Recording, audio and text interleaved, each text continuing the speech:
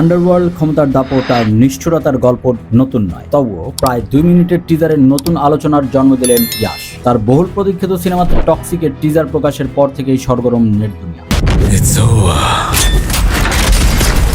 নিজের জন্মদিনে নতুন রূপে আসার প্রতিশ্রুতি দিয়েছিলেন ইয়াশ।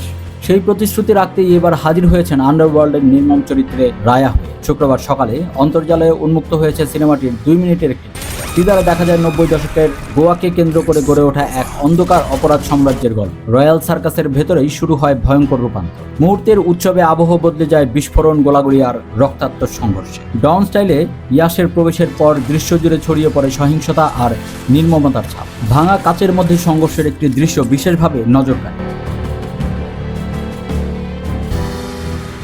অ্যাকশন, অন্ধকার, মনস্তত্ত্ব ও ক্ষমতার লড়াইয়ের এক ভয়ঙ্কর জগতের ইঙ্গিত মিলেছে এক ঝলকে। টিজার প্রকাশের পর প্রশংসা করছেন করণ জোহর, সন্দীপ রেড্ডি আরও অনেকেই। কন্নড় ও ইংরেজি ভাষায় নির্মিত হলেও এটি মুক্তি পাবে হিন্দি, তেলুগু, তামিল ও মালায়ালাম ভাষায়। ছবিতে ইয়াশের সঙ্গে দেখা যাবে কিয়ারা আদবানি, হুমা কুরেশি, তারা সুতারিয়া, নয়নতারা এবং রুক্মিণী বসন্ত প্রমুখকে। 2026 সালের 19শে মার্চ মুক্তির কথা রয়েছে এই ছবিটি।